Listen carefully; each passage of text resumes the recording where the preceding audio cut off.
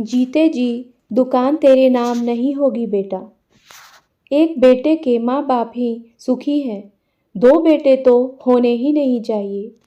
माँ बाप तो कभी इधर कभी उधर खींचते ही हैं, ऊपर से दो दो बहू हो तो जीने नहीं देती। सविता अपनी सहेली कमला को आज मन की बात कहने को आतुर दिख रही थी। कमला ने कहा, ऐसी बात नहीं है, मुझे ही देखो, एक बेटा और एक बेटी है। बेटा बहू बहुत दूर रहते हैं, बेटी पास है, पर आज कुछ भी दिक्कत हो अकेले ही करना पड़ता है। ना बहू आ पाती है ना बेटी, सबकी अपनी अपनी जिम्मेदारियां हैं।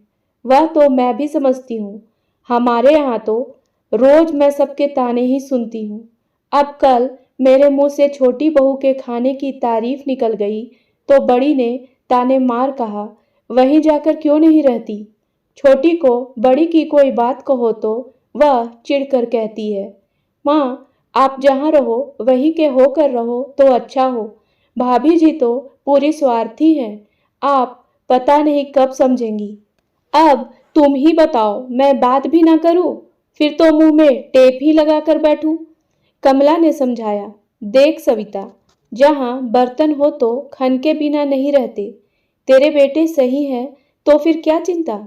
हाँ बहन, छोटा तो सही ही है, वह तो बाहर जॉब करता है, पर अभी बड़ा वाला अनिल पापा की दुकान में बैठता है।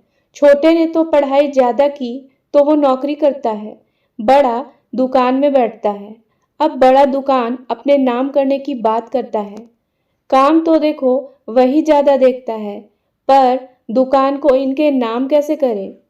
आज दुकान बेचो तो 3 करोड़ की है, एक बेटे को कैसे दे। बड़ी बहू उठते बैठते कहते रहती है, हम आपको अपने साथ रखते हैं तो हक भी हमारा है, लेकर एक दुकान ही है जिसका हमें सहारा है। मायूसी से भर उठी सविता। सविता, तुम अपने जीते जी तो मत देना, वसीयत बना दो, वह अलग बात है। दुकान नाम कर दी तो तुम उनके मोहताज हो जाओगी। हाँ कमला, यही सोचकर चुप हो जाते हैं। अब दुकान भी कम जाते हैं, पूरा व्यापार उसी के हाथ है। हम तो अभी से पैसे के मोहताज हैं, आने वाला समय कैसा चलेगा पता नहीं। चिंतित सी सविता बोली, चलती हूँ, कल मिलेंगे, मैंने तुम्हें भी परेशान कर दिया। सविता जाने लगी। सविता, कभी तुम दोनों चाय पर आओ। आऊंगी कहकर दोनों सहेली अपने अपने घर चली गई। कमला ने अपने पति से सविता की परेशानी कही।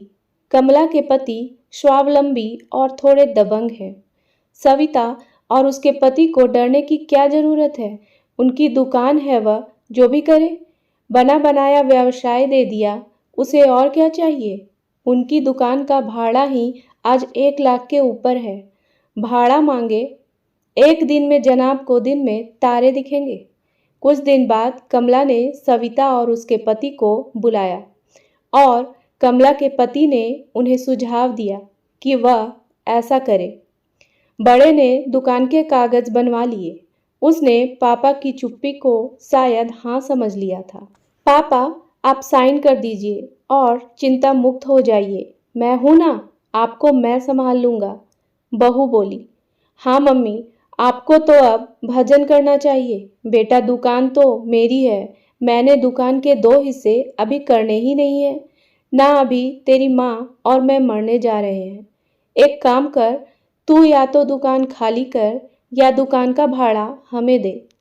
पापा, आप कितनी ओछी बात करते हो, आप दोनों हमारे साथ रहते हो, हम आपका खर्चा चलाते तो हैं। हाँ बेटा, रोटी तो तुम अपने नौकर को भी खिलाते हो, तुमको मैं दुकान फिलहाल नहीं दूंगा। तूने मेरी मर्जी जाने बिना पेपर बनवाए हैं, मैं तेरा लालच समझ गया। तुम अगले महीने से 1 लाख भेज देना और साथ ही भाड़े के कोई घर में चले जाना।